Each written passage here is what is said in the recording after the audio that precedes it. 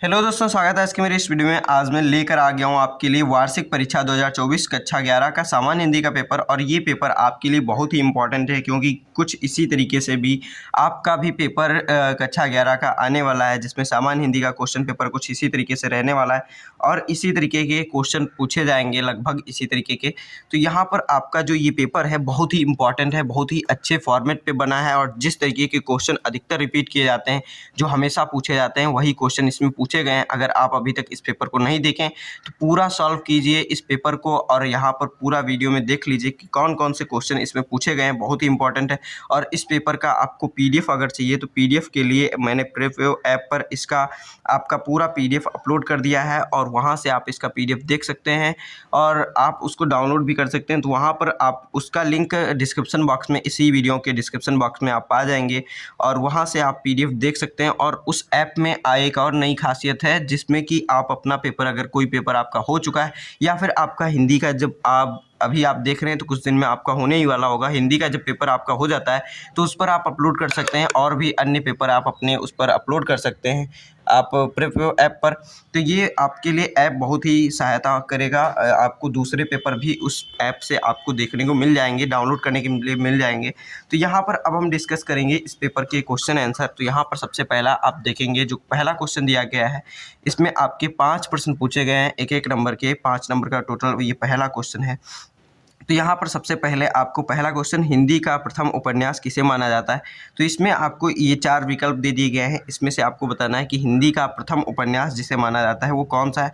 तो परीक्षा गुरु जो है वो आपका हिंदी का प्रथम उपन्यास होता है, माना जाता है और ये लाला श्रीनिवास दास द्वारा लिखित है। और ये आपका फिर दूसरा जो विकल्प है ये गोदान है, गोदान प्रेमचंद्र का उपन्यास है। और तितली आपका ये जयशंकर प्रसाद का उपन्यास है और कामायनी जयशंकर प्रसाद का महाकाव्य है। तो इस तरीके से यहाँ पर इसका राइट विकल्प हो जाता है पहला, परीक्षा गुरु। फिर आपका अगला क्वेश्चन पूछा गया है, भारतेंदु हरिश्चंद्र द्वारा संपादित पत्रिका है। तो भारतेंदु हरिश्चंद्र द्वारा संपादित पत्रिका कौन सी आपको इसमें बताना है। तो कवि वचन सुधा जो है आपकी भारतेंदु हरिश्चंद्र द्वारा संपादित पत्रिका है। फिर यहाँ पर आप देख लीजिए आगे, आपका ये जो धर्म युग है ये धर्मवीर भारती द्वारा है और मर्यादा आपका जैसे आपका प्रेमचंद्र द्वारा और हंस भी प्रेमचंद्र का है। तो यहाँ पर इस तरीके से इसका राइट विकल्प सा हो जाता है, कवि वचन सुधा हरिश्चंद्र द्वारा संपादित पत्रिका है। फिर तार सप्तक का प्रकाशन कब हुआ था। तो तार सप्तक का प्रकाशन सर्वप्रथम आपका जो 1943 में हुआ था। तो इसका राइट विकल्प ये हो जाता है, लेकिन यहाँ पर आपका 1959 भी दिया है। ये आपका तृतीय तार सप्तक का संपादन हुआ था 1959 में, लेकिन यहाँ पर आपका जो विकल्प है 12 नंबर ये आपका राइट हो जाएगा क्योंकि प्रथम का यहाँ पर प्रथम ही पूछा गया है। तो प्रथम आपको 1943 में लगा देना है। फिर आपका अगला क्वेश्चन पूछा गया है घ नंबर में चंद्रगुप्त नाटक के लेखक हैं। तो चंद्रगुप्त नाटक के लेखक कौन है ये आपको बताना है। तो चंद्रगुप्त, स्कंदगुप्त, अजातशत्रु, ध्रुव स्वामिनी, ये सब जयशंकर प्रसाद के आपके नाटक हैं।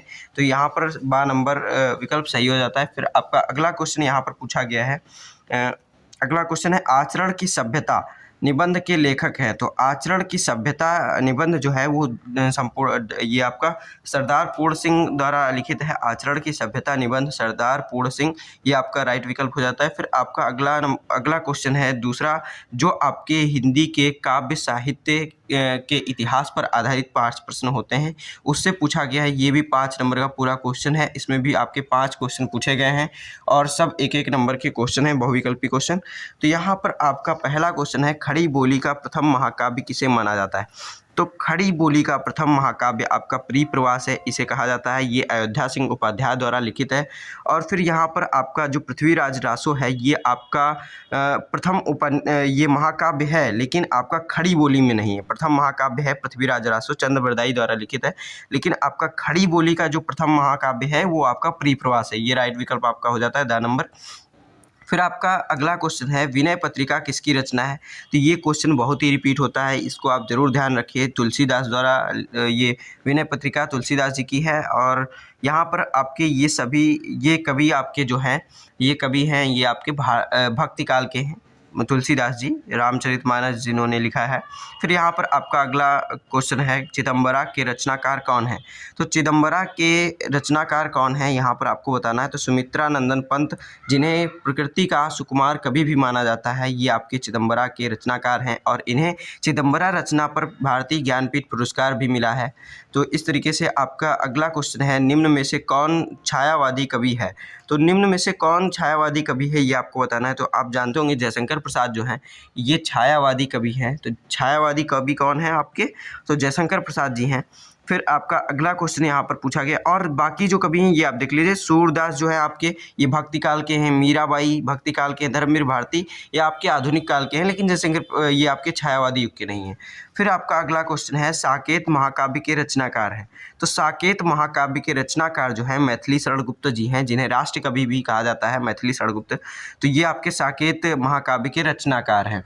फिर आपका अगला क्वेश्चन तीसरा है, ये आपका देख लीजिए, बहुत ही इंपॉर्टेंट क्वेश्चन है, लेकिन ये आपके हिंदी के जो पुस्तक में आपके जो निबंध दिए हैं और जो आपके पाठ दिए गए हैं उनमें से आधारित है। तो ये आप हमेशा बदलता रहता है और किताब से रहता है, इसकी आपको संदर्भ प्रसंग व्याख्या ये सब लिखना रहता है। तो बहुत ही इंपॉर्टेंट ये भी क्वेश्चन होता है, लेकिन ये आप अपने से सॉल्व कर लीजिएगा। अब हम बढ़ते हैं अपने अगले क्वेश्चन की तरफ। तो ये आपका पेपर बहुत ही बड़ा पेपर बना हुआ है और अब इसी तरीके से हर साल आएगा और इस साल भी इसी तरीके का आएगा। तो इस तरीके से आप देख लीजिए ये पेपर आपका, ये फिर उसी के आगे का अगला पेज है ये आपका। तो इस तरीके से ये पूरा आप पहले देख लीजिए, जो आपका गद्यांश दिया गया है इसको पूरा देख लीजिए, इसको आप खुद से सॉल्व कर लीजिएगा। अब हम बढ़ते हैं अपने अगले क्वेश्चन की तरफ। तो ये आपका अथवा में भी एक गद्यांश है। तो ये पूरा देखने के बाद आपको मैं आगे के क्वेश्चन जो बहुत ही इंपॉर्टेंट है वो मैं दिखा रहा हूँ। अब तीसरा क्वेश्चन यहाँ पर आपका स्टार्ट हो जाता है यहाँ से, इस वाले से। तो ये आपका चौथा क्वेश्चन वो तीसरा हो गया। अब चौथे क्वेश्चन में आपका जो है ये आपका हिंदी के पद्य खंड से आधारित प्रश्न दिए जाते हैं। 2 प्रश्न रहते हैं जिसमें से आपको एक करना रहता है। तो ये आपका एक पद्यांश दे दिया गया, इसमें से आधारित आपके 5 प्रश्न लगभग पूछे जाते हैं, उनका सबका उत्तर देना रहता है और ये 10 नंबर का क्वेश्चन होता है, बहुत ही इंपॉर्टेंट क्वेश्चन है। तो इस तरीके से अगला क्वेश्चन आपको अथवा में इसी तरीके से मिल जाएगा। फिर अब हम बढ़ते हैं अपने अगले क्वेश्चन की तरफ। बहुत ही इंपॉर्टेंट क्वेश्चन पेपर है, आप इग्नोर मत कीजिएगा इसको, इसी तरीके का आपके भी एग्ज़ाम में आएगा। तो इस पूरे वीडियो को आप पूरा देखिए और अपने दोस्तों में भी शेयर कीजिए और वीडियो को लाइक ज़रूर कर दीजिए, जिससे कि आगे के वीडियो आने के लिए मुझे प्रोत्साहन मिले और मैं आपके लिए आगे के वीडियो जल्द से जल्द लाता रहूं। तो यहाँ पर फिर आपका 5वां प्रश्न पूछा जाता है, ये 5 नंबर का होता है, जिसमें आपको साहित्यिक परिचय देते हुए उनकी कृतियाँ लिखना है। जैसे भारतेंदु हरिश्चंद्र, सरदार पूर्ण सिंह, डॉक्टर संपूर्णानंद, रामवृक्ष वेनीपुरी, इनमें से किसी एक लेखक का आपको साहित्यिक परिचय देते हुए उनकी कृतियाँ लिखना है, जो आपको 5 नंबर मिलेंगे इतना लिखने पर। फिर आपका इसी तरीके से आपके कवियों के आते हैं, जैसे वो लेखक के हैं तो ये कवियों के हैं, तो इन्हीं कवियों में से किसी एक कवि का साहित्यिक परिचय देते हुए उनकी कृतियों पर प्रकाश डालना है। तो यहाँ पर दिया गया है सूरदास, तुलसीदास, बिहारी भूषण, किसी का भी आप एक लोग का अगर जिसका भी याद किए हैं उसका आपको लिख करके 5 नंबर आराम से मिल जाएंगे। साहित्यिक परिचय लिखना होता है, इसमें जीवन परिचय साथ में रहता है, लेकिन साहित्यिक परिचय में साहित्यिक गतिविधियाँ वगैरह बताया जाता है। फिर यहाँ पर आपका कहानी के सारांश पर आधारित 5 नंबर का एक प्रश्न होता है, ये भी आपका बहुत इंपॉर्टेंट है, कहानियों का सारांश। तो यहाँ पर आपका आकाशदीप अथवा प्रायश्चित कहानी का सारांश अपने शब्दों में लिखिए, ये आपको बताना है। आकाशदीप या प्रायश्चित कहानी का सारांश आपको लिखना है, 5 नंबर का ये भी है। फिर आन का मान नाटक के आधार पर औरंगजेब का चरित्र चित्रण संक्षेप में लिखिए। तो आन का मान जो नाटक है उसमें आपका औरंगजेब के चरित्र चित्रण का संक्षेप में लिखना है। यहाँ पर आपका अगला क्वेश्चन आ जाता है, ये बहुत ही इंपॉर्टेंट है, संस्कृत खंड से है और इसमें आपको 7 नंबर का क्वेश्चन होता है, जिसमें आपका संदर्भ लिखने का 2 नंबर होता है और हिंदी अनुवाद का आपका होता है 5 नंबर। तो ये आपका संस्कृत गद्यांश दिया गया है एक, और इसका आपको सबसे पहले संदर्भ लिखना है। संदर्भ में इसका पाठ का नाम रहता है और फिर यहाँ पर आपका इसका अनुवाद लिखना है, जिसमें आपको 5 नंबर मिलेंगे। तो पूरे टोटल इसमें 7 नंबर का एक क्वेश्चन है, बहुत इंपॉर्टेंट है। फिर यहाँ पर आपका अगला क्वेश्चन इसी तरीके से अथवा में दिया गया है, अगर आपको ये आता है तो ये कर लीजिए, नहीं वो आता है तो इसके बाद ये आप कर सकते हैं। फिर यहाँ पर आपका अगला क्वेश्चन इसी तरीके से आपके संस्कृत खंड के पद्य खंड से दिया गया है क्वेश्चन, जिसमें से आपको कोई एक करना, 2 क्वेश्चन दिए गए हैं, जिसमें से कोई भी एक करके आपको, इसमें भी 7 नंबर का ये भी क्वेश्चन रहता है। फिर आपका अगला क्वेश्चन है 9वां क्वेश्चन ये आपका है। में आपका यहाँ पर पूछा गया है, ये 2 नंबर का प्रश्न होता है। इसमें से ये आपके 4 प्रश्न दिए गए हैं, इसमें से कोई एक ही करना है और उसका आपको अर्थ लिखते हुए वाक्य प्रयोग भी करना है। मुहावरे दिए गए हैं, इसमें से कोई भी एक मुहावरे का अर्थ लिखते हुए उसका अपने वाक्य में प्रयोग करना है। जैसे कि यहाँ पर अकल का दुश्मन, अकल का दुश्मन क्या होता है? मूर्ख होना, मूर्ख होना। जैसे कि इसका भी कोई भी आप उदाहरण लेकर के किसी को भी मूर्ख बता करके आपको इस मुहावरे का अर्थ बता देना है। जैसे कि यहाँ पर अकल का दुश्मन यानी मूर्ख होना, ये आप लिख देंगे, इसका अर्थ हो गया।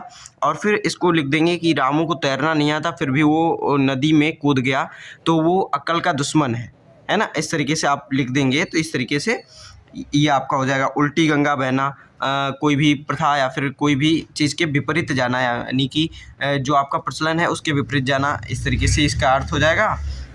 और यहाँ पर इसका इसी तरीके से आप प्रयोग भी कर सकते हैं। और फिर यहाँ पर आपका अगला क्वेश्चन दिया गया है, निम्नलिखित शब्दों में के संधि विच्छेद में से किसी एक का सही चयन कीजिए। वाचनालयः का संधि विच्छेद यहाँ पर आपको करना है, तो वाचन धन आलयः, ये आपका हो जाएगा वाचनालयः का संधि विच्छेद। तो फिर आपका अगला क्वेश्चन यहाँ पर दिया गया है, निम्नलिखित शब्दों का विभक्ति और वचन का चयन कीजिए। तो यहाँ पर आपके ये आपका नामने दिया गया है, इसका आपको विभक्ति और वचन का बताना है। इसमें से कौन सा सही विकल्प है ये आपको बताना है। फिर यहाँ पर आपका अगला क्वेश्चन दिया गया है, निम्नलिखित शब्द युग्मों का सही अर्थ चुनकर लिखिए। तो यहाँ पर आपका शब्द युग्म दे दिया गया है, कपट कपाट। तो कपट का होता है धोखा और कपाट का होता है दरवाज़ा, तो ये आपका इसका राइट विकल्प हो जाता है। फिर यहाँ पर आपका अगला क्वेश्चन पूछा गया, निम्नलिखित शब्दों में से किसी एक शब्द के 2 अर्थ लिखिए। तो यहाँ पर आपका कंचन, गुरु, नाग, इसमें से आपके कोई एक शब्द के आपको 2 अर्थ लिख देने हैं। जैसे गुरु का शिक्षक हो जाएगा, अध्यापक हो जाएगा, ये आप लिख सकते हैं। फिर नाग का सर्प, सांप, इस तरीके से हो जाएगा, भुजंग भी हो जाएगा। इस तरीके से आपका किसी भी एक शब्द के आपको 2 अर्थ लिखने हैं। फिर यहाँ पर आपका अगला क्वेश्चन पूछा गया, निम्नलिखित वाक्यांशों का सही विकल्प चुनिए। तो निम्नलिखित आपके वाक्यांश दे दिए हैं, इसमें से आपको सही विकल्प देना बताना है। विष्णु के उपासक कौन होते हैं?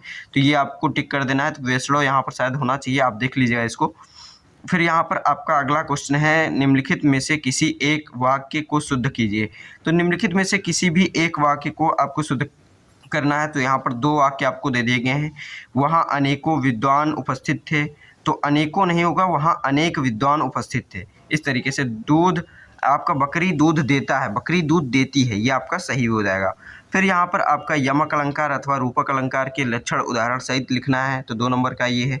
लक्षण में आप परिभाषा ही लिखेंगे, आपका हो जाएगा। फिर उदाहरण आपको उसका लिख देना है यमक अलंकार का। श्रृंगार अलंकार और श्रृंगार अथवा वीर रस, ये आपके रस हैं। श्रृंगार रस अथवा वीर रस की परिभाषा उदाहरण सहित दीजिए।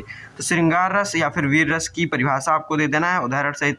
और इसमें आपको वीर रस का, इसमें जो गद्यांश दिया था उस पद्यांश में वीर रस का उदाहरण आपको आराम से मिल जाएगा। आप देखेंगे, जब पढ़ेंगे इस पेपर को तो आराम से उसमें लिखा भी मिल जाएगा वीर रस का उदाहरण जो है। फिर आपका दोहा और सोरठा छंद का लक्षण उदाहरण सहित लिखना है। 2 नंबर का ये भी क्वेश्चन है। फिर आपको अगला क्वेश्चन है बहुत ही इंपॉर्टेंट, जो पत्र लेखन पे आता है आपका, बहुत इंपॉर्टेंट 6 नंबर का ये क्वेश्चन है। अपना कुटीर उद्योग आरंभ करने हैं तो इलाहाबाद बैंक के प्रबंधक को ऋण प्रदान करने हैं तो एक पत्र लिखना है, बहुत ही इंपॉर्टेंट।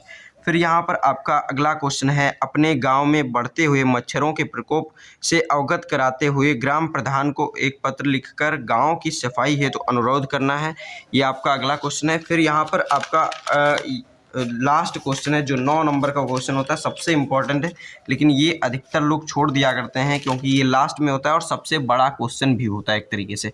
इसमें आपको निबंध लिखना होता है और सबसे आसान, इसमें कुछ भी याद करना नहीं होता है। आपको डायरेक्ट बस जिस चीज़ के बारे में जितना जानते हैं उतना आपको लिखना है, विस्तार करके और अच्छे से लिखना है, उसको सही ढंग देते हुए जो फॉर्मेट होता है उसमें लिखना होता है। 9 नंबर का क्वेश्चन निबंध लेखन है। इसमें आपको दिया गया बेटी बचाओ बेटी बढ़ाओ, पढ़ाओ होना चाहिए, यहाँ पर बढ़ाओ नहीं पढ़ाओ होगा, बेटी बचाओ बेटी पढ़ाओ। फिर यहाँ पर आपका इस पर निबंध आपको लिखना है, छात्र जीवन में अनुशासन का महत्व, दहेज प्रथा एक अभिशाप, ये लिखना है। भ्रष्टाचार कारण और निवारण, ये तो बहुत इंपॉर्टेंट है, हर जगह भ्रष्टाचार व्याप्त है, आप बता सकते हैं किस तरीके से, और बहुत ही जगह व्याप्त है, जिसको आप समझ नहीं सकते हैं कितना व्याप्त है। आप आगे जितना बढ़ेंगे देखते जाएंगे कितनी जगह भ्रष्टाचार व्याप्त है और कहाँ से इसका उपज होती है, यानी कि कहाँ से ये उत्पन्न होता है भ्रष्टाचार। ये आप अभी कुछ स्तरों पर जानते होंगे कि कहाँ से ये उत्पन्न होता है, लेकिन ये आप जब थोड़ा और आगे बढ़ेंगे तो आपको खुद पता चल जाएगा ये एकदम बेसिक जगह से उत्पन्न होता है। तो ये वीडियो आपके लिए बहुत ही इंपॉर्टेंट है। तो वीडियो को लाइक कर दीजिए, आप शेयर कर दीजिए अपने दोस्तों में। मिलते हैं अपने अगले वीडियो में, तब तक के लिए धन्यवाद।